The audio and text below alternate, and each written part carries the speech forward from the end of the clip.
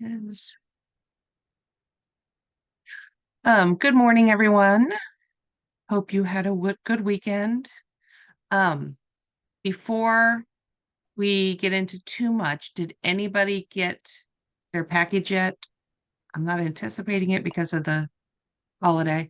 Okay, so what I was told is that they've run out of the big fat books, which is totally okay because, like I said, that was old stuff and we just kind of used it because we had more of them.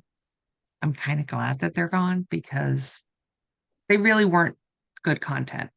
Um, so I just found this out on Thursday. I'm working to update the slides. Um, but today we are still going to look at different drugs because I think it's important to look at that anyways. Um, but you will get the little book, this one here.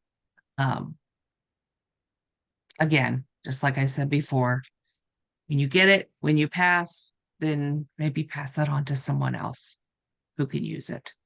Um, because it is your tax dollars at work, I suppose. Any questions, comments, thoughts about process, what we talked about last week?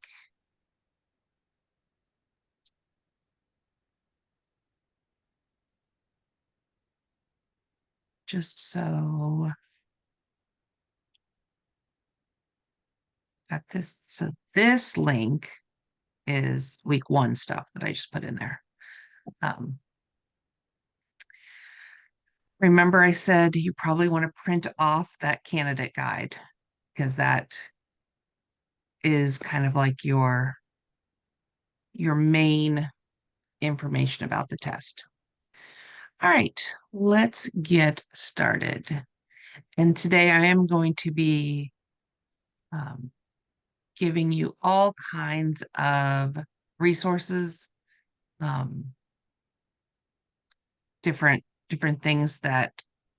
Hang on a second. I have to sweep some quick. There we go. Um, different ways you can study because we all study differently. So, as we go through these different ways, just take what you want, leave the rest. Um, kind of whatever works for you. All right, so what we're going to talk about today is those three main documents that were in the folder. So the focus on prevention strategies, um, the selecting best fit programs, people power, and then we'll go over some information about drugs. From everyone I've talked to, they say don't memorize drug stuff. Don't memorize this works on the hippocampus, this works on just have general ideas. Um, what we go over today will be more than enough. So don't do one of those, I've got to study every single drug and the method of don't worry about that. All right. So let's jump into this focus on prevention strategies and programs to prevent substance use.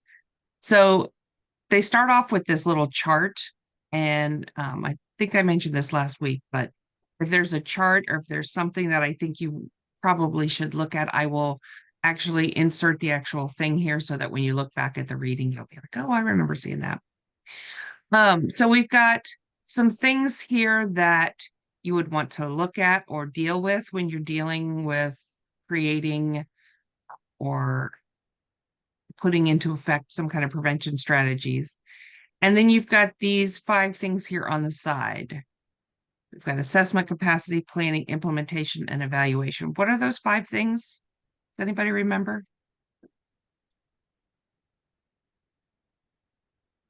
What'd you say? The spiff. That's the SPIF, the assessment, capacity, planning, implementation, and evaluation. That is the strategic prevention framework. So I'm very, very serious that this is probably one of those things um, you want to just live. Anytime you've got to do anything, go through these steps. It may seem silly, but if you're planning dinner tonight, go through these steps. If you are, looking at putting together a party, go through these steps. If you want to rearrange your office, go through these steps. It'll just help you get it in your brain. Well, what this chart is showing is that these are some of the things, this 1 through 10 are some of the things that we need to do when we're looking at strategies and programs. And they're just kind of matching it up to the different parts of the spiff. So when we are in that assessment phase, we need to look at some theory, or we at least need to have the prevention theory in the back of your head. It's kind of like when you're looking at your clothes to wear, you got to have, I don't want to say full color theory, but you need to know that you probably don't want to wear, although could be cool, stripes and circles or dots together. I don't know. You just have to kind of have that in the back of your head. Risk and protection factors, definitely something you need to look at when you're doing assessment. So what are some of the risk factors in the community? What are some protection factors that are already available in the community? Want to look at those community needs. What are things people need? What are some of the strategies that have worked in the past or that we know through research work? And what are some of the issues that we want to look at? And what are some of the audiences we want to approach or impact? All of that's assessment. Now, you're probably thinking, what do I need to do with this for the test? Just understand it. Don't memorize it. Don't memorize step 1 through 10. Just and please stop me if you don't understand, but understand that these are some of the things we need to look at. We need to look at, who's in our community. What are the issues that are coming up in the community? What are the issues in relation to the audiences? Like if drinking alcohol is an issue in our community, that could be with underage drinking. That could be with middle-aged women around the pool drinking entirely too much. It could be college students. So just know that you need to look at all of these different things when we're thinking about assessment. The next phase is capacity. And again, you see these kind of overlap because just like the spiff flower, they do overlap. So capacity, we look at what are those community needs to see where there might be gaps. So a community need might be that we need more things for young people to do. So that's a gap. So when we figure out what the needs are, then we can be able to plan and implement something to fill that gap. Looking at what the strategies and the issues. We also need to look at incapacity at community partners. Who might be a community partner?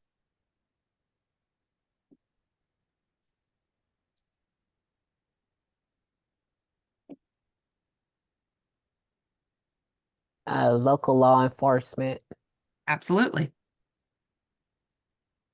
Anybody else?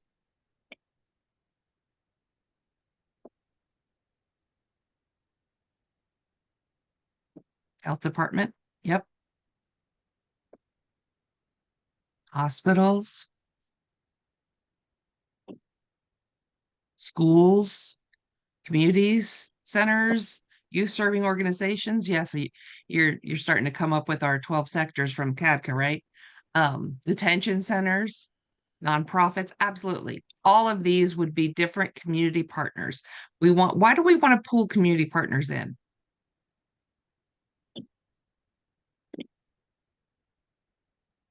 Why can't we just do it all ourselves?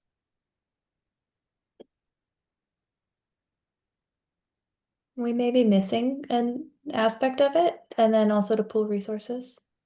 Absolutely. I may think I know everything, but someone at the detention center may know something more about, something that they're seeing a lot, or the hospitals may have some data that we need. And then that second part Caitlin said was, I'm not going to be able to do everything. I'm not that good. So having someone from different areas that can come together and help share the load is really helpful. So that's all our capacity pieces. In planning, we look at those strategies that have worked in the past, the issues, the community partners, but then we need to also start thinking about how are we going to connect with our audience. And this is where I always joke that this will be one of my next tattoos. Nothing about us without us. And what does that mean? When we're talking about connecting with your audience. Right, you gotta have their involvement, their engagement. Absolutely. I live in Mason, Ohio, outside of Cincinnati, so right close to a big city. So if I were to go into a rural community and try to implement something, I'm not going to know all the needs, the strategies, the resources that a rural community would need. So it's important to connect with your audience. Who is it that you're going to be impacting? And I know that I've seen a lot of practice questions, and I've heard that that is a big thing with the test. Again, not always trying to teach to the test, but that's what we're trying to do is teach to the test. So if there's ever questions about, bringing in community members or bringing in the target population, this is what they're talking about, is connecting with your audience so that you have their input. This is buy-in from the community. Also in that planning, you need to look at social marketing, media, social media, all of that. And what are those resources that we have? Implementation, we're going to do all those things now. And then evaluation, we're going to evaluate it.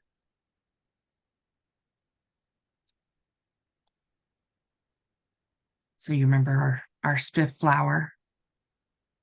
I'm not joking. We should probably make magnets and put them in your kitchen so that you can remember it. Anybody want to just 30 seconds describe to me what the strategic prevention framework is? You don't have to have the whole story, just some of the story.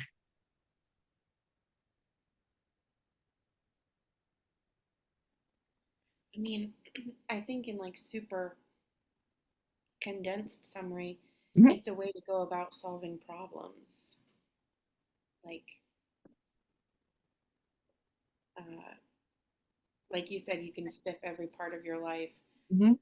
What to have for dinner, that could be a problem. What to wear on a rainy day, that could be a problem. Um, how to, prevent all the things that we hope to prevent. Those are problems. So we just want to do that in a way that is um, evidence informed, sustainable, replicatable, works for our audience, and that's what the spiff helps us with. Beautiful. Can And anybody tell me? Go ahead, Derek. Oh, I was just saying, understanding the community involvement, their needs. Yep. Yep. We have to know what the community wants. Why are the petals overlapping?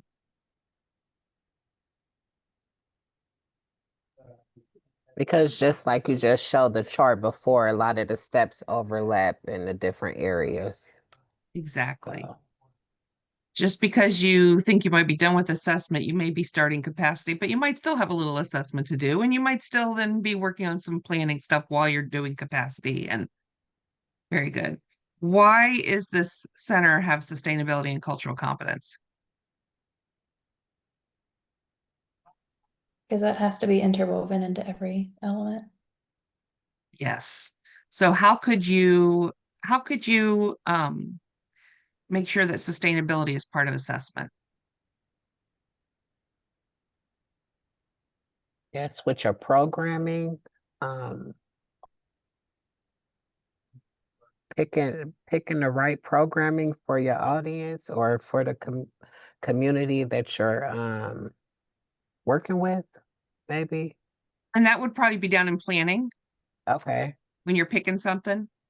Um, with assessment, any of you guys ever wanted to do like a full community assessment, like says every single person in the community? That would be great, right? Can we do that again at evaluation? Is that real easy to do again? Not necessarily. Sometimes we might get, might get enough people to do it all, but if we can't assess and then evaluate the same things, it's not going to be sustainable. If we're not assessing the right people, that's not going to be sustainable. Cultural competence with assessment. I do not speak Spanish. So if I am the only person that is creating all the assessments and we have a huge Hispanic population, guess what? We're going to miss a huge chunk of our assessment. So we need to make sure that we're thinking about all of those things in each step of the spiff. In planning, this is again a huge part where that nothing about us without us comes in. If we are planning something and let's just say we're planning something in the summer and we find that there's a I don't know, I'm trying to think of something. Maybe we need to think about the different cultures that we have in our community when we're planning something because it might impact holiday. Planning if any of you are from the Southwest Ohio area, there's a huge Islamic temple in Westchester. So we have a very large Muslim population in this area. If I'm going to plan a huge community dinner, I need to make sure I'm not doing it during Ramadan, right? That would not be very culturally competent of me. So thinking about those things in every step of the spiff is very important. Questions or thoughts on this? Yes, I know because I think we spoke about it earlier, saying that it's not linear, right? Mhm. So, okay, we can Yeah. bounce. Yeah. Okay. So, I mean, when you start, you want to start at the assessment. But you might do assessment capacity planning and then go, oh, I need to go back and do some assessment because I'm finding that didn't work. Or you might get to implementation and go, oh, I didn't have the right capacity. Or they just built a new prevention agency. I need to go back and look at capacity again. So that's another reason that it's circular and on top of each other because you can go back and forth. It's not a step one, you're done. Step two, you're done. Step three, you're done. It's more about just the process. And I wish I had been in the room where they came up with this because this was some smart minds coming up with this visual because it really does fit with the way to do it, right? The colors really don't mean a lot, so don't get caught up on the colors. I might have picked different colors, but it's okay. It's all right. All right. So this prevention theories book, this focus on prevention, if you're someone who hasn't had a lot of that background, might be something to kind of focus on. They cover lots of different theories, but the only one that I really want to make sure you focus on is this public health model of the triangle.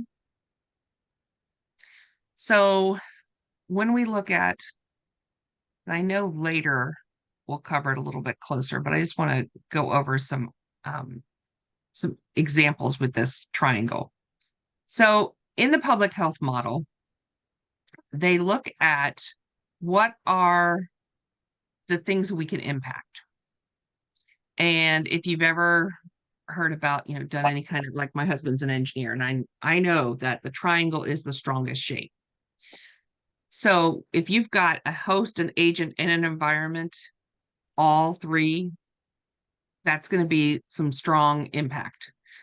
So let's say that our host is a 23-year-old female, the environment is a college town, and the agent is alcohol. all three of those things together. That's, that's a recipe for some maybe high risk drinking, right?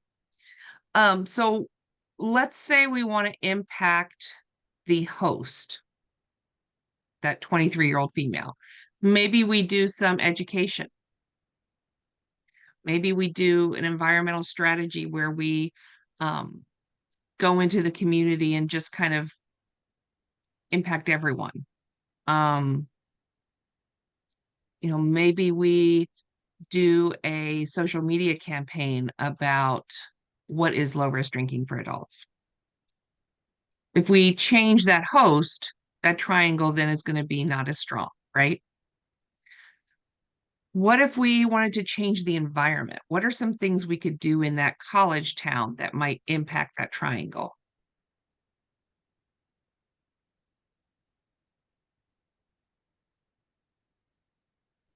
Maybe put up some information, post information around the campus about Sure. drinking. Yep. I went to a school where you could get into the bars at 19, so changing the regulations Yep. could be a big one. It was 18 down at Florida State, so 19 is pretty good. Also, I thought you were going to say, some bars open at 9 in the morning. Maybe we change the hours that they're allowed to open. Maybe we change the number of liquor licenses. All of that would change the environment, which would then change that triangle, right? The last one is the beer, the alcohol. What can we do to impact that part of the triangle?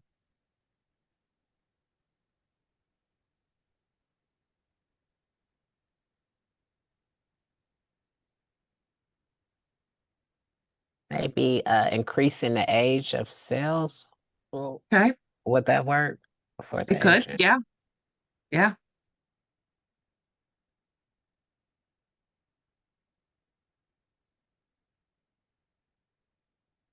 There's been some laws recently about, I say recently in the last few years, about percentage of alcohol that can be sold.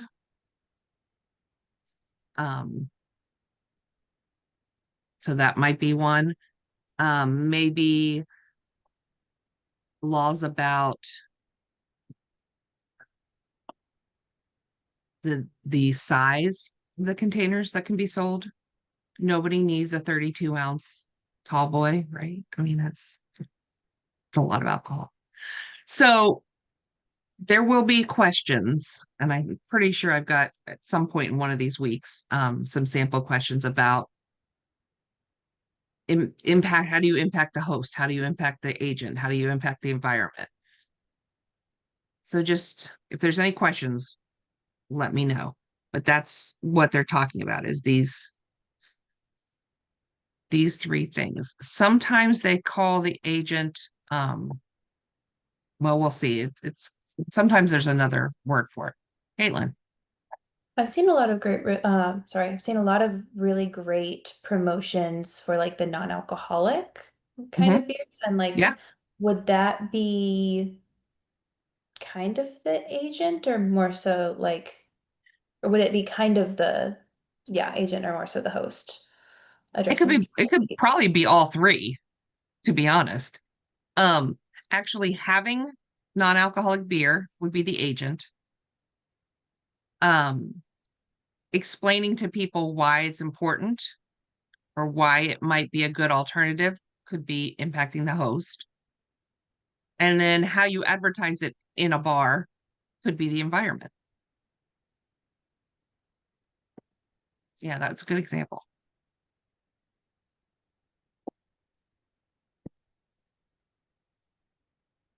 All right, so you can read these other ones. The only other one, and we're going to look at it here next, is the stages of change. You can memorize it, but I wouldn't be too caught up on all of this. They talk about stages of change more in a higher level. You're thinking of the stages of change. What might be a way to impact someone who's in the preparation stage or who's deciding on planning for a change. It's not going to be, you know, again, it's all multiple choice, so it's not going to be right down the stages in order. But the interesting thing, if you've ever heard of motivational interviewing, this is motivational interviewing is kind of like trying to move someone along here. Now, you may have seen you've got motivational interviewing and then motivational interviewing in a prevention context, which I always thought, oh, let's talk about splitting hairs. Motivational interviewing, when you're talking counseling, is trying to move someone towards an action or a change that would improve the outcomes, right? In a prevention context, it's trying to move someone's thought process to, yeah, I want to stay in this healthy behavior. Very, very similar. Not going to be that kind of question. But just knowing that the stages of change is when we're working with someone, and let's say they're in that pre-contemplation, we're not going to get them to action tomorrow. We've got to work to kind of move them along the continuum. It's like if you're trying to carry a 100-pound bag of sand, you're not going to carry it 5 miles. You're going to carry it 1 foot at a time. Maybe you're not. Maybe you could carry it 5 miles right off. But so just know that the stages of change, you're moving things along at step by step. All right. So how do we select a program that fits with what we want? This is going to be big. There's going to be a lot of questions in different ways that kind of get to this concept. So one thing we need to think about is short-term and long-term goals. Short-term goals are usually 6 months-ish to maybe a year. Long-term goals, more like 3 to 5 years. The short-term goals are going to be things that we can change in that short time. Long-term goals are going to be more of a behavior change. So if we look at short-term goals, changes in risk protective factors. So maybe our short-term goal is to implement after-school programming to give kids something to do after school. Okay. That is a short-term goal. We're changing that protective factor of adding in something for kids to do, right? What might be a long-term outcome from that?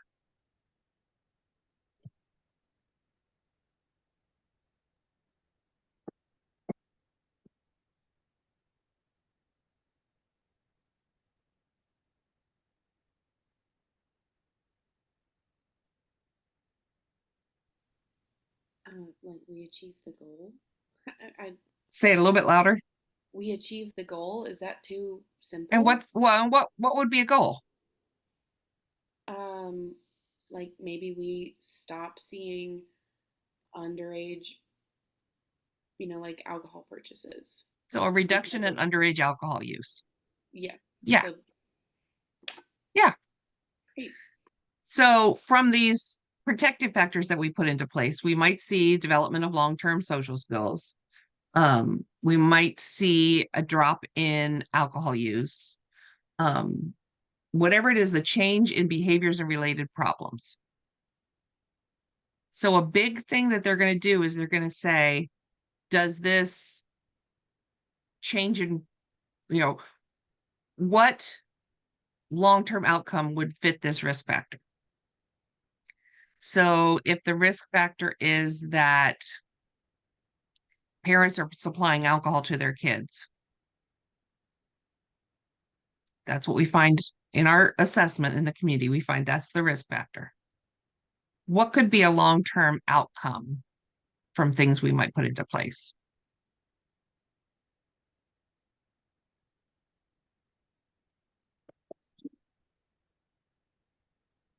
It's probably a lot simpler than what you're thinking. I mean, would it be like parents would stop supplying their kids with the alcohol, right? Yeah, Okay. yeah. But if we're looking at the risk factor of kids drinking, not thinking about the parents, but kids drinking, then the outcome might be a reduction in underage alcohol use. Okay. So that's why it's important to really look at what are the risk factors. We can't just go into a community and say, well, kids are drinking, so let's do life skills and some environmental strategies of reducing the number of alcohol establishments. We have to really think at what is the risk factor. The risk factor may be that the stores are supplying alcohol to kids without checking IDs. So then our strategy might be to go into those stores, really educate the store owners on what could happen if they continue to supply alcohol, um, you know, doing some compliance checks. Same outcome of reduction in underage drinking, but a different approach. So when we're creating our logic model, that's okay. With this, you don't have to have, I mean, I love to be able to look at people, but since you're not getting CEUs, it's not a requirement to have your camera. It just makes it so much easier and nicer for me. But when we're looking at, looking at our SPIF and how are we going to pick the right programs, we look at what is our priority problem. So again, think back to our SPIF. We've done some assessment. We've figured out what the biggest problem is. We've figured out, who it is we need to impact. Then we say, okay, what are the risk factors? So again, the priority problem might be underage alcohol use. The risk factor may be that parents are supplying the alcohol. The risk factor may be um, the risk factor may be that stores are supplying. The risk factor may be that there are too many places for the kids to go and hang out as groups and drink. But this is going to really impact the strategies that we pick. So after we figured out the priority problem, what is the risk and protective factors that we're really looking at? Then we can look at what are some of those programs and practices we put into place. Because again, it's going to be totally different depending on what the risk and protective factor is. And then we look at what are those short and long-term outcomes. So when I first started in prevention, I didn't realize this. I thought underage alcohol use, we need to educate the kids. And that's a rather safe assumption to educate the youth, right? But again, if that risk factor is that it's always the parents giving it to them, then maybe what would be a different prevention program or practice? What can you think, Caitlin? Sorry, my brain actually just went backwards a little bit. And like the biggest thing that I ever heard was we're trying to make the best or the healthy choice the easy choice. And so that's what's kind of helped me look past just like the education to what's the bigger picture. You might have been Sorry. in the same training I was in. I actually wrote that down on a sticky note. I love that. Heard it That's in mostly undergrad. Yeah, it was great.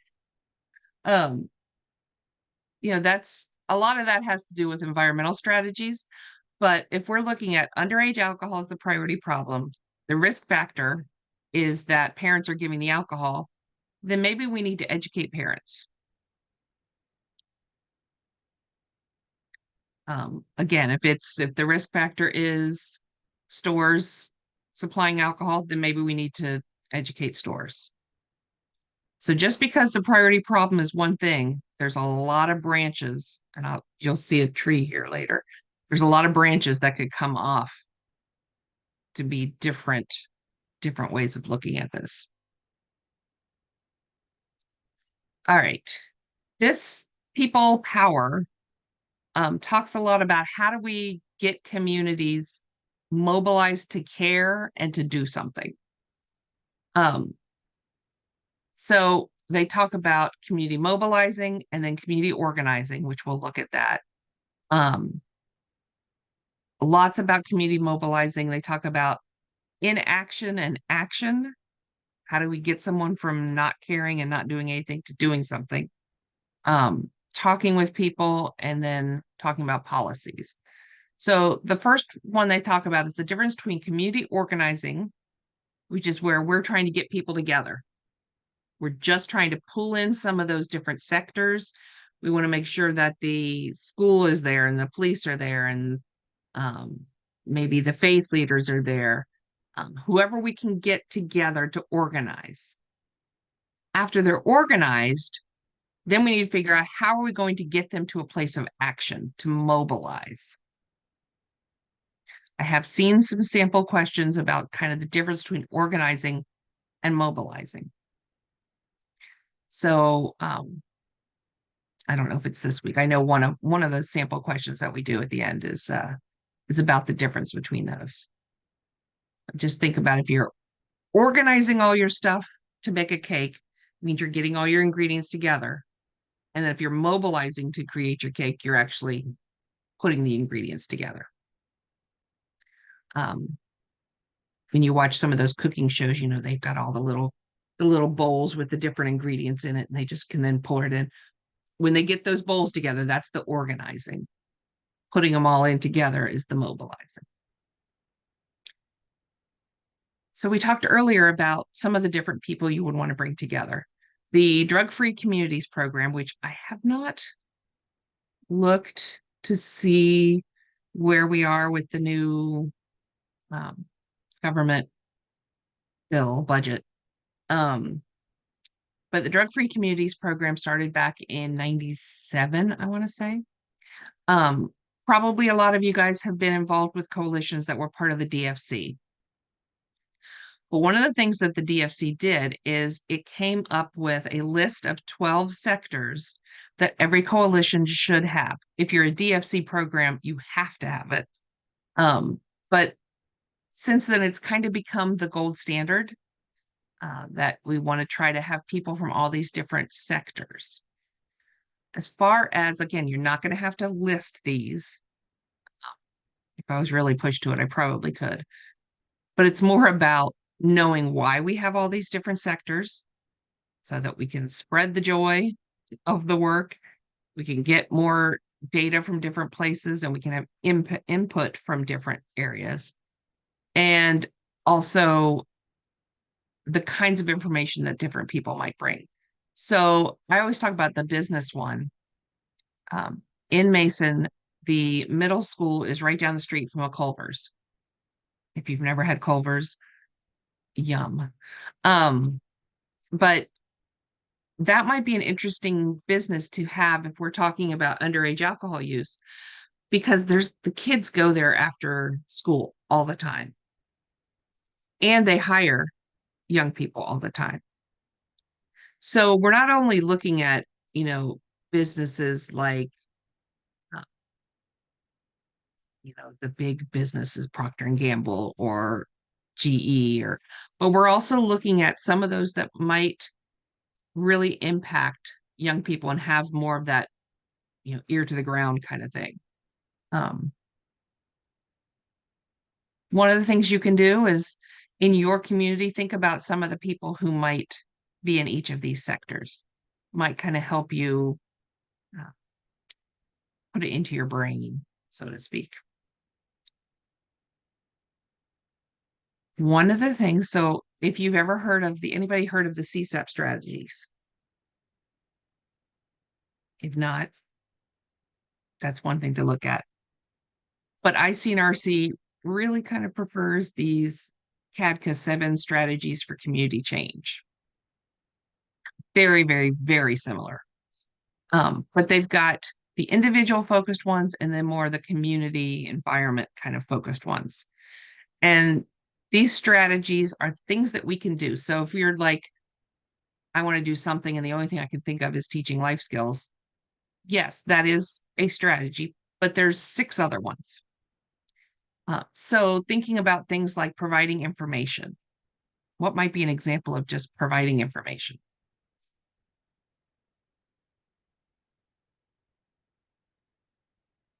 Like pamphlets and brochures and stuff like that. Yeah, exactly. Just getting that information out. That's that one-way communication. Maybe putting up a poster at the library. Yeah. Or a talk in a community center.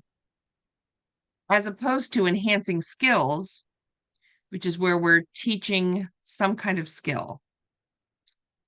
Whether that's, doing life skills and you're teaching life skills, or doing, anybody in here ever done Incredible Years, Dinah School? That's my favorite. Teaching all those social skills. Enhancing skills is not a one-time thing. Providing information might be a one-time thing, but enhancing skills is like several weeks, with Dinah School 36 weeks. But teaching skills and enhancing those skills along the way. Providing support might be something like Big Brothers, Big Sisters. It might be Al-Anon. So those things that we can do to provide support to people in the community. Looking over on the community environment focused strategies, things like enhancing access and reducing barriers. We know that if anybody does like a parenting group, parents are hard to get. Why are parents hard to get to come to groups? What are some things that might be a problem? They so busy. They're What kind of busy are they? With what? we're working. Um, the kids tending to their family and stuff like that. So Yeah. Mary? Stigma. Stigma. Yep. Yep. I'm a good parent. What do you mean I'm not a good parent? So taking those things, figure out how are we going to reduce some of those barriers and enhance some of the access. Do we do a parenting class at 10 a.m. on Tuesdays? No. No. So that by doing it maybe at 7 o'clock on a Tuesday night, you can reduce some of those barriers of not being able to come. A lot of parenting programs include what? What do we have to do for our families every night? They want it every night. food. Yeah. Right. Yeah. Childcare. Childcare, food. Yeah. If we include those, we're able to reduce some of those barriers and enhance the access. So thinking about those kinds of things that we can do to help people get impacted by our services. Changing consequences. So it used to be many, many, many years ago that if you got a DUI the first time, you ended up 3 days in jail, right? What happens now? Not necessarily 100% of the time, but I most of think the they time. have like drug court or something like that. Like different programs put in place Yeah. now to educate people. Yeah. So the driver intervention program. So instead of 3 days in jail, you do 3 days at an education program. Our kids who are caught, yeah, take a weekend class, exactly. Our kids who are caught vaping at school, yeah, we can suspend them for 10 days, but what does that become? A vape vacation, right? We can just go home and vape all the time. So maybe changing the consequence to let's do an education program. So changing the consequences is another strategy. Changing physical design. Now, this is always an interesting one. Does anybody have any examples?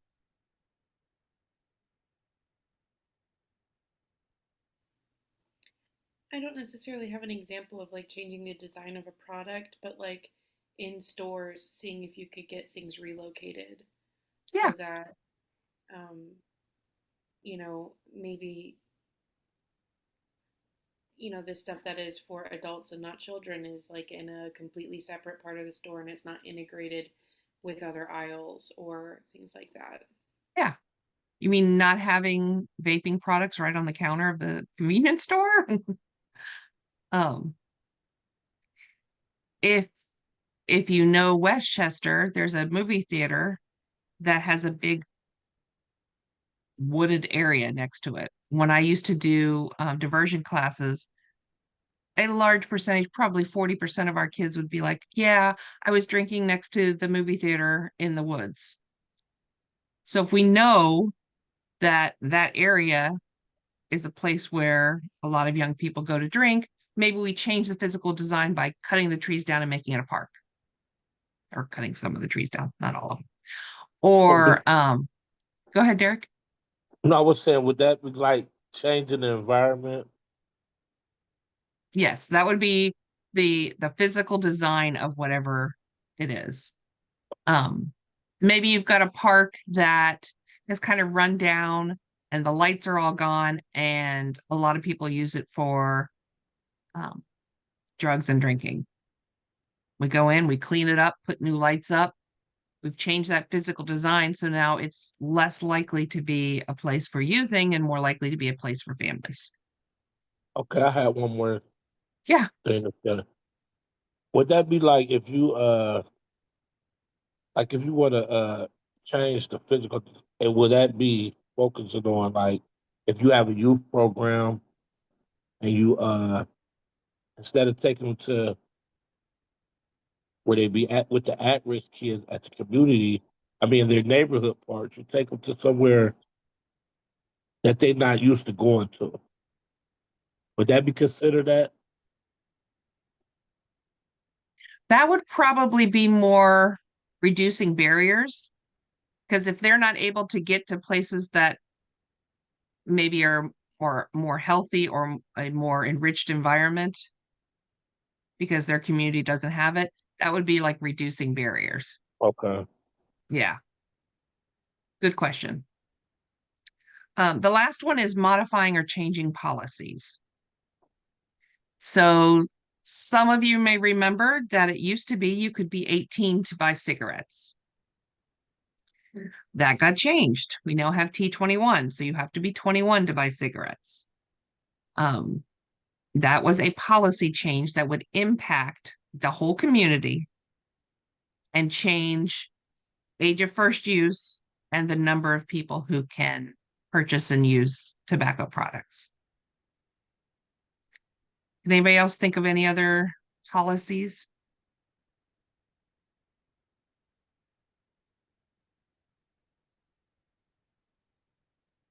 I know on a smaller scale, one of the schools in our county recently made it, I guess, like a rule or a policy for Mhm, students can only bring clear water bottles in. mhm. So discourages bringing alcohol to school essentially. So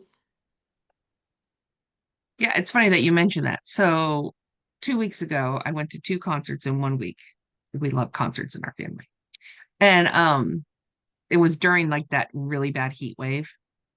So they put out some changes to their policies that you could bring water in, um, as opposed to, but you couldn't bring a opaque colored water bottle. So yeah. Um, if anybody knows Mary Wolf, she is a preventionist out of Miami Township, and she's one of the township trustees. And they changed their policy in their community that all of the parks in Miami Township are smoke-free parks. That's a policy change. And I know too here recently, because we've been doing quite a bit of work around like dating violence and stuff Mhm. like that. So I know that I've learned that it's illegal for minors to have explicit pictures in their phone. Like, illegal to receive them and yeah, just to have them in their phone. So if they get caught with those photos in their phone, they have to face some serious Yeah. consequences. So. And Maybe going along with the sextortion yeah, things and stuff like yeah, that. Yeah. exactly. Yeah. Um, yeah, it used to be you could have whatever pictures you want, but because, and again, a lot of times this is in reaction to things, but because things have happened, that has been a change in policies. Yep. Yeah, even pictures of themselves. Right. All right. So in this people power, they have this wheel. So once we organize people, we need to keep them there and mobilize them to want to change.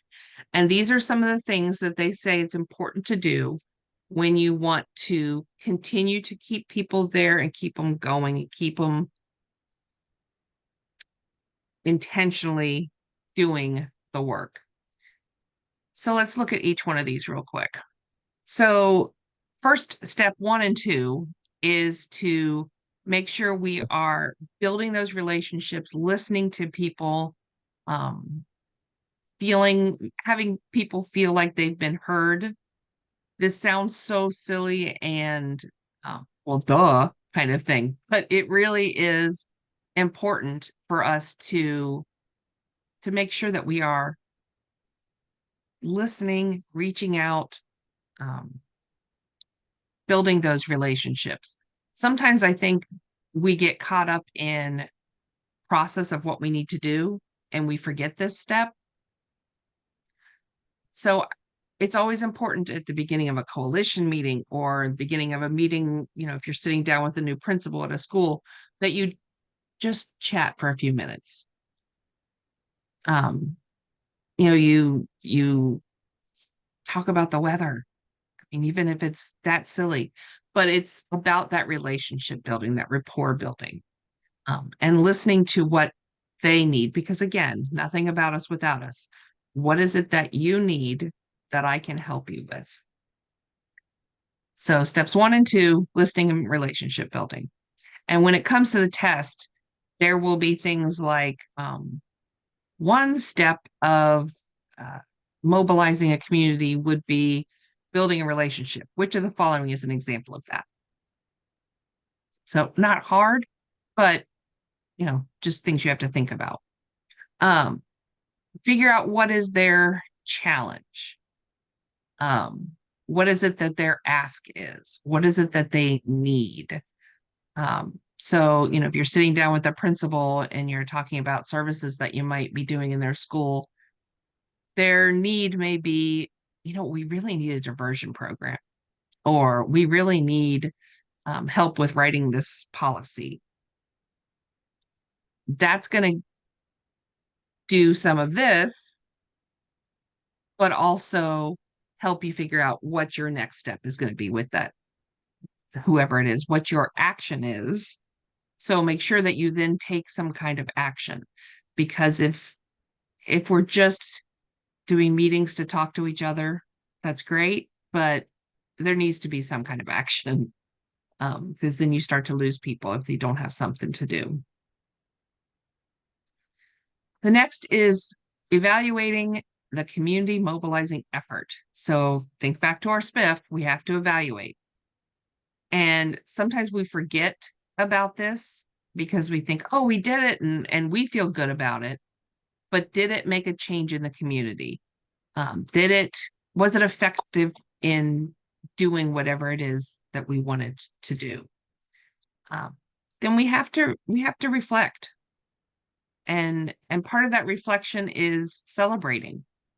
We are not really good at this because we want to get on to the next thing. But thinking about, I heard there was a new faith community and we should have really included them. Okay, next time we're going to, because remember the SPIF is a circle and we go back to assessment again. Or if your community doesn't even know what's going on, celebrating and telling them, hey, here's some things that are happening in your community, and these are the things that we've done, and this is how you could get back into it. So yeah, this is a step that we don't do real well.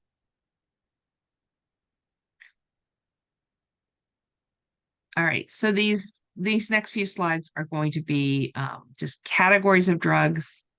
Again, don't get too caught up on the what part of the brain it impacts or that. It's just getting some ideas on kind of the overalls. So the first one we'll talk about is alcohol. We do know alcohol is a depressant because it slows down your brain. But then you have people say, well, but I like to dance on the tables when I drink. So how can that be a depressant? Because it lowers your inhibitions. It slows down that part of your brain that says, maybe I shouldn't get on the table. And instead you say, maybe I should get on the table. You get that feeling of euphoria. Of course, we know that it impacts the liver the most. There have been many attempts by people to try to intake alcohol in different ways that might bypass the liver, but it doesn't.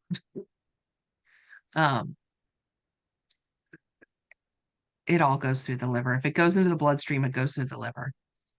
I would encourage you, if you want to know more about alcohol and alcohol prevention, to look into that Minimize Risk, Maximize Life curriculum out of Butler County. I was part of the crew that wrote the first curriculum, and then they've updated it now because everything updates. But it's got some really good information about alcohol and why things happen the way they do. The next one is stimulants. So alcohol slows things down, stimulants speed things up. Things like cocaine, methamphetamines, or meth, you may have heard, amphetamines, Ritalin, and Concerta, which are prescription medications.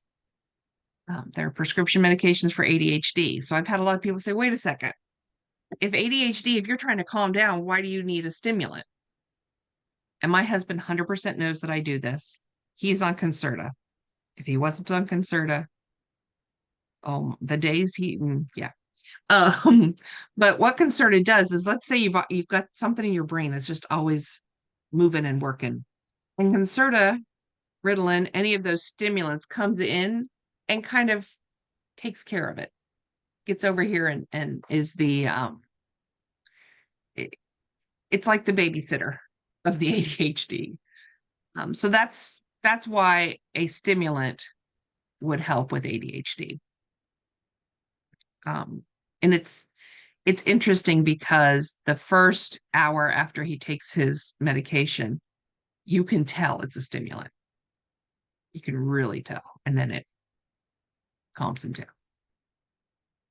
down. The next category is opioids. Of course, we know a lot about this with the opioid crisis. There's lots of really good shows and movies out that kind of will take you through that opioid crisis. But the reality is it started off with really good intentions of being powerful pain management, and really helping people who have a lot of pain. The problem is that they're also highly addictive. And if you are not careful and not being monitored properly, you can get to the point where you no longer can stop. We do have a lot of policies that have changed. I love telling this story because it's so much a prevention specialist kind of thing. But I had sinus surgery a year ago, and while I was sitting and waiting, my doctor came in to talk to me before the surgery, and he says, I'm going to be giving you an antibiotic afterwards and pain medication. And I was like, so what is it going to be? And he said it's going to be hydrocodone. I said, how many are you going to give me? He said, well, I'll give you enough for 5 days, but you probably only need for 3 days. Like, so why don't you just give for 3 days? He said, well, just, flush the rest down the toilet, whatever you don't use. I said, all right, doc, we're going to delay this surgery a little bit because you and I need to have a talk. And I ended up having some doTERRA bags sent to him, which he was very he's like, I never knew that. I didn't know that that was a thing. Um, so I think that, we still have a lot of educating in the community about opioids, and which is why it was able to take hold and grow so quickly when it did. Anyways, that's my story of unintentional on the spot prevention. All right. Inhalants. Inhalants are things that we would take in through the lungs to cause that sped up or high feeling. You can do it either, there's three ways you can use it. You can directly inhale it. So you might see somebody, using a marker. Some of those markers give me headaches. Using a rag or a cloth that's soaked in it. So maybe soaking a rag in gasoline. I heard somebody talk one time, I don't know if this was an urban legend or not, but they had a kid had a stuffed animal that was soaked in gas. And so they just looked like they were carrying around a stuffed animal. Or you can put the substance into something that you then inhale it from, like a soda can. So, spraying and silver spray paint has more of the chemical than regular spray paint. But spraying it into a Coke can and then putting the Coke can up to your mouth. What happens is your body gets deprived of oxygen and your adrenaline spikes. So that's why you can die the first time that you inhale something. I feel like it's kind of not, I don't want to say died down, but it's not as high as it used to be, but it is still out there for sure. And we got cannabinoids. Yeah, Caitlin. Sorry, can I ask a question about the inhalants really quick? When Yeah. kids talk about like whippets, is that also within that same? Okay. Yeah. So a whippet is you've probably seen, or maybe you've even bought, like Ready Whip in the can that you shake it up and then on your strawberry shortcake. What you can, if you're like a fancy chef, you have a canister that then has these little, they almost look like they look like bullets, really, that attaches to it, that is the gas that you use. Well, a whippet would be using that not to do whipped cream, but just to huff in and of itself. I knew a guy in high school that worked at Publix, it was down in Florida, and he would go through, I shouldn't laugh, but he would go through all of the Ready Whip. And if you hold it up, not turn it upside down, but hold it up, the gas is at the top, and he would just do it on all of them in the store. Yeah. So I can't imagine being the person that gets the Ready Whip and it doesn't come out. But yes, that's what a whippet is. Thank you. Uh-huh. All right. So cannabinoids. We know this is what we see in marijuana, in edibles. Has definitely changed things um, with the use of, or the legalization of marijuana. A lot of misinformation that is out there. If you've never heard of High Times Magazine, they do have a website, hightimes.com. Check it out. You can get High Times, Skunk, a lot of those magazines, like at Barnes and Noble. Just look them sometime.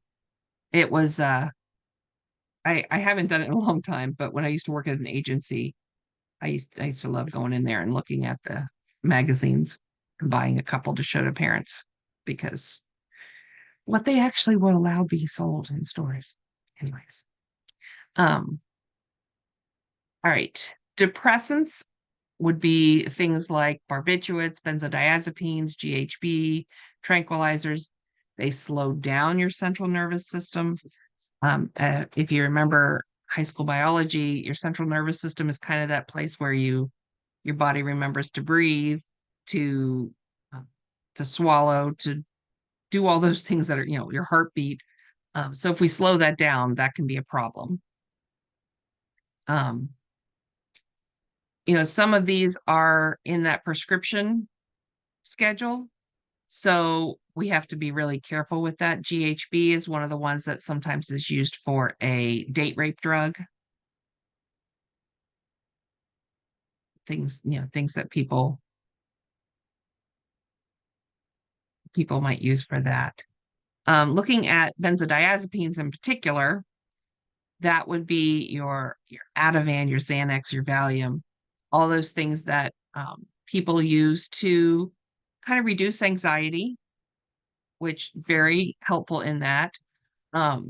If you use it as prescribed and only as prescribed, the problem is when you start using it not as prescribed.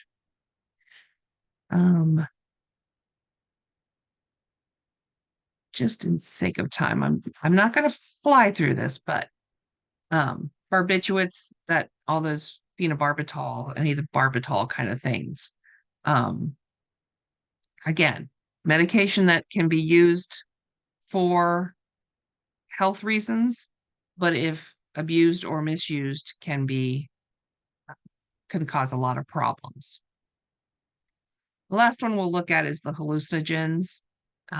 That's things like LSD, mescaline, psilocybin mushrooms. They can change how you see things, how you experience things. My oldest daughter had to be ventilated for a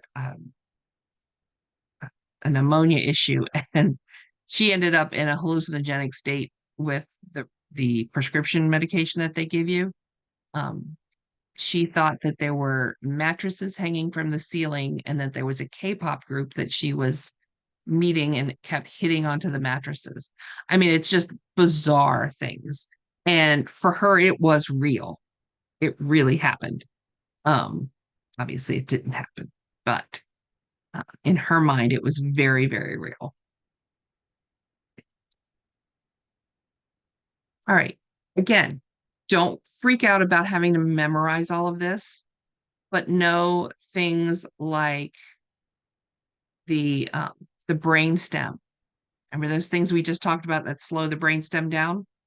These are the things that can cause your body to stop functioning. Things that impact your cerebral cortex are things that might change how well you can think about things, how well you can solve problems, make decisions. Things that impact this limbic center is the reward center. So thinking about, I feel really good when I take this, so I want to keep taking it because it makes my brain feel really good. That's kind of all you really need to, don't stress too much about that. You don't have the study guide, and I don't think that this is going to be on the test, but in history, there have been many different models of addiction and many different ways people have looked at addiction. Just know that it has definitely evolved. We're kind of in that biopsychosocial model where you look at the biology of someone, the psychology of someone, and the social environment of people. All right. So some addiction terminology. Some of this is things that are from the past. Some we've changed and upgraded to more, person-centered. Addiction, that's that compulsive craving, continuing to use despite negative consequences, needing more and more to get the same outcome, and always thinking about use. It's kind of the thought process behind addiction. Chemical dependency, that's one of those that we don't really use this term anymore, but it is an older term that did get used a lot. This would be dependent on a chemical, drugs, alcohol, as opposed to behavior, gambling, sex, shopping. Dependence is when you need it, but it's not quite to the point of a diagnosis of addiction at that point. And intoxication is just when you are under the influence. It may be that you're addicted, it may be that you're not. You're just under the influence at the time. Substance abuse, again, this is one of those terms we're not using really as much anymore, but it's continued use of a substance despite the negative consequences. Tolerance, needing more and more of something to get the same effects it used to get with the original amount. So it kind of what happens is your body has a normal and you drink and drink and drink and drink and drink, and your body goes, that's not normal. So you get sick, you get all those hangover issues. But if you keep doing that time after time, then your body goes, oh, I guess this is our new normal. So when you stop drinking, your body goes, that's not normal, and you get sick and you need more and more and more to get to that normal. Cross tolerance can be a thing too. So if you have a high tolerance for alcohol, you might also have a high tolerance for a medication or for something else. So currently we use things like substance use disorder, substance misuse, substance abuse, substance dependence. Not a lot of the terminology that we used to do, where it was more person like attacking, I guess maybe is one word. Withdrawal is a term that we've used where you have stopped using that substance. So your body's stopped using it and you get some of those icky feelings. All right, let's look at some practice test questions, because this is what we want to do, right? We want to practice.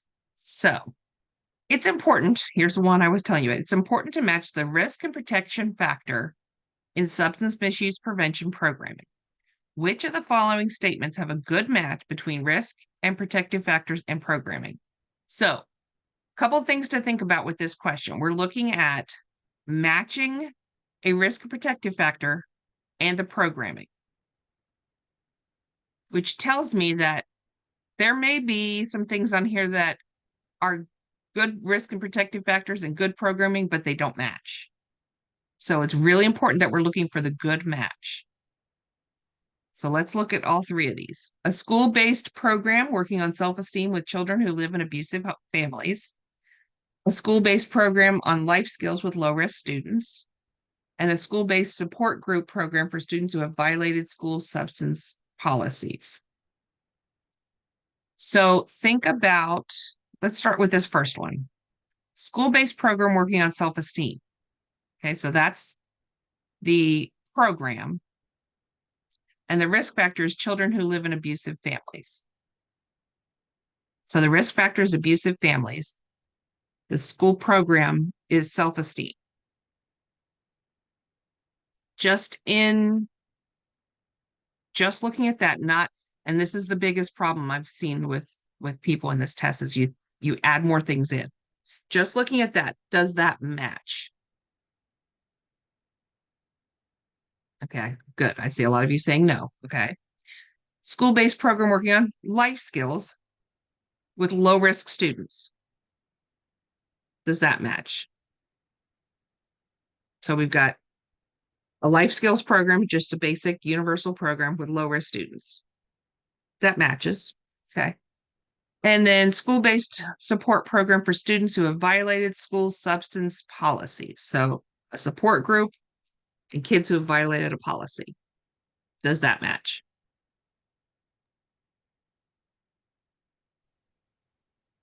Probably. So I would say 2 is a definite, 1 is probably not, and 3 is probably yes. So even if we just got to that point, let's look at our answers. One only. No, because we got to at least have a 2 in there, right? So we see C is 1 and 2. So that might be an answer. And D is 2 and 3. So that might be the answer. So just looking at those two, obviously we know it's not just 3 only because we said 2 was pretty definitive. So looking at C and D, we can probably deduce that, yeah, it's more 3 than it would be 1. So we're going to say it's D. Does that make sense how we got there? Go ahead. Yeah, I'm kind of confused as to like with one, like working on self-esteem with children who live in abusive families, like because that could be like verbal abuse going on. So why wouldn't self-esteem be a good fit for that? So, and this is what I've seen a lot of people do. You're thinking beyond just what was written in there. So abusive family, what might be a good intervention with an abusive family that would fit? Who is the person we might want to impact in an abusive family? I guess the parents, The abuser, yeah, the abuser, yeah. which would usually be the parent, right? Okay, okay. So Yeah. working with the children is not going to fix the abuse problem. Right. Okay. Right. Okay. Right. Yeah. Anna says it could be helpful to deal with the abuse, but it doesn't prevent the abuse. Right. So it's not like it's bad. It's just not the good match. And if there was one of these answers that said all the above, then I might put that, but it's not.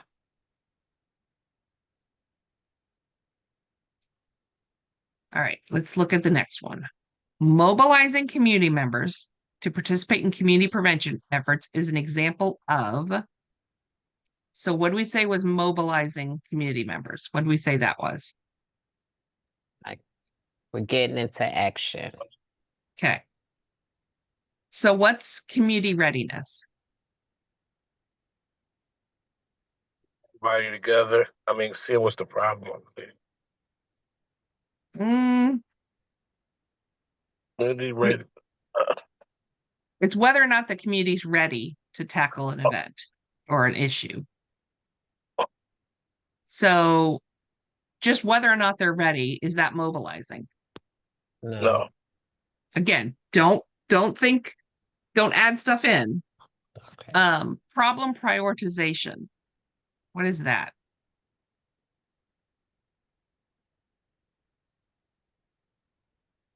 Figuring out the main problem Yeah. and what you What's need the to work. problem we want to deal with? Yeah. Is that mobilizing? No. No. No.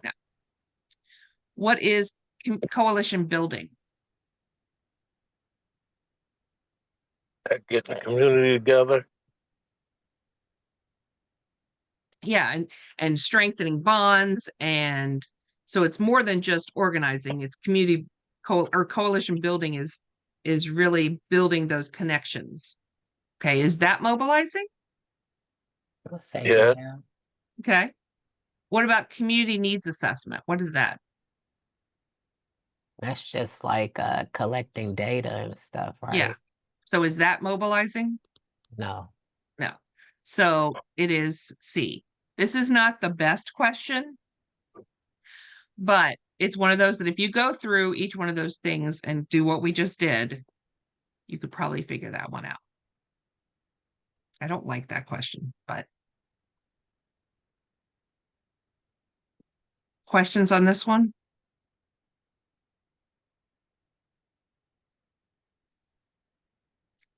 All right. A community readiness process. So what is community readiness again? Seeing if the community is ready. Exactly. So let's look at these answers and see if we can figure out what a community readiness process is. Identifies community resources available for prevention activities. Yes. Thank you. So what did we say the community readiness process is? Getting the community ready. Seeing if the community is ready. To see if the community's ready. It's not getting the community ready, it's seeing whether or not they are ready. Yeah, that's So right. identifying community resources, is that seeing if the community is ready? No. No. What about summarizing substance use problems associated with their use? Is that finding out if the community is ready?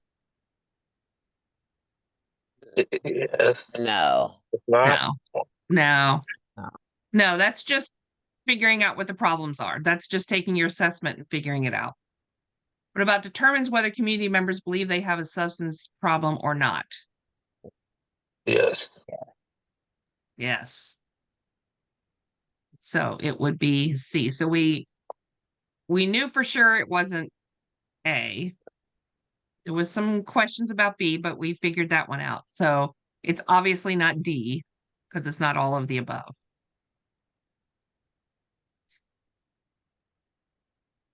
Does that make sense? Yeah, tricky questions. But it's Yes. but they're questions that you just have to think about. And we are gonna every week we're gonna go through questions like that and kind of talk about how to do that. All right, one of the things I want to show you, since we have a little bit of time, is this resource CRAM. CRAM. There is an app for it, and it's basically online flashcards, but so much more than that. So I have put in, if you just go in and search CADCA, you will find the glossary for all of the CADCA primers. You'll also find some other people have put in like some study material, community prevention acronyms. Someone made a CPS test one. That's if you want to study 276, which you might want to. But what you can do with this, so this is the CADCA evaluation glossary. What you can do is you can do just basic flashcards. So I will say there's a lot of ads and everything, so because it's free. It gives you a definition and then you can find out what it is. And then you can go to the next one. Tells you what it is and what the definition is. You can also do a memorize thing, which I've never done that one. You can do a test. So you can make up a test from the CADCA evaluation glossary. You can say, I want a matching test, or you can say, I want a multiple choice test. And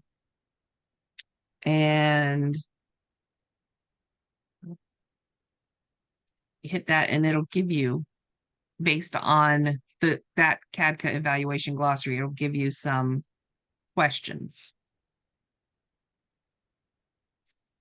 There is also games. There's only 2, and the Stellar Speller is not one that would matter to us at all. I will tell you that because of all the ads, the games are slow. And when I always have Zoom up, this one gets slow too. But it's a jewel game, so you've got a definition and then you have to pick the jewel that has the answer. Yeah, see, with Zoom on, it's too slow. But this is something, if you want to download CRAM, the app, onto your phone, and while you're waiting at the doctor's office or in between classes, you can just play a pack of flashcards. Again, everybody's different. Some people may like to do that, some people may not. But I just want to give you that as a resource. And I will send you that link in the email. The other resource that I want to give you is, if you go, and I'm going to send you the direct link, but if for some reason you forget it or something, if you go to OCAM, go to credentialing and go to test prep, There is a practice exam that is free. You are more than welcome to go onto ICNRC's website and pay $50 for it, but this one's free. And what will happen is it's 50 questions. It will go through the questions, and at the end, it'll tell you which ones you got right or wrong.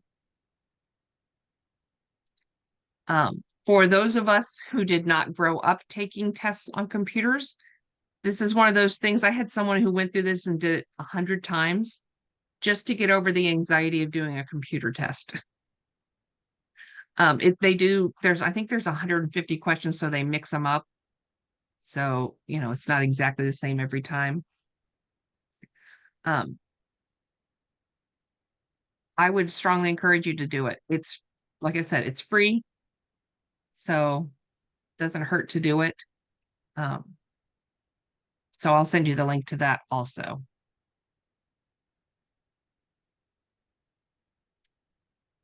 So those are just two of the resources. I'll give you some others too, but I'll probably also send you, I told you about the virtual escape room I did, send you that one too. So next week, we're going to cover the prevention underage drinking booklet, the coalition impact booklet, the CADCA primer handbook. So this is kind of like the overall CADCA primer handbook. And then, oops, in that prevention specialist guide, if you get it, and don't freak out if you don't, it's okay.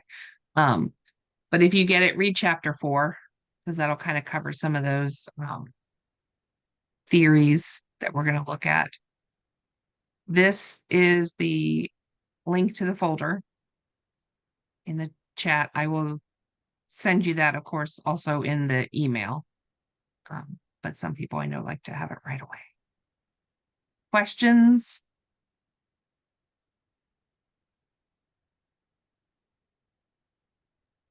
All right, good discussions.